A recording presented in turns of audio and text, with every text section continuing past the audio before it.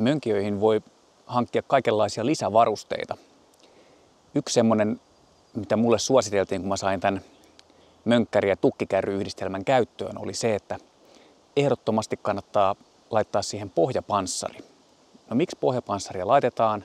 Sillä pyritään suojaamaan sitten tiettyjä osia tuolla mönkien alla. Nehän on valmiiksikin jo jonkin verran suojattu, mutta jos me nyt vähän tähyillään tänne aivan mönkien alle, katsotaan, että mitä täältä löytyy, niin tuolta ehkä vähän kajastelee tuommoinen kiiltävän oloinen pohja, eli se on tämmöinen lisävaruste, minkä voi sitten hankkia tuonne mönkkärin alle. Ja mulla on ainakin käynyt silleen, että nyt kun mä oon tässä ajellut täällä, niin muutaman kerran on vähän jonkun kannon pintaakin mennyt, niin hyvin se vaan luistaa siitä sitten alta pois. Eli kyllä toi on ainakin semmoinen, mitä kannattaa pohtia, että olisiko semmoinen lisävaruste järkevä ottaa sitten, jos itsekin päädytte hankkimaan mönkkärin.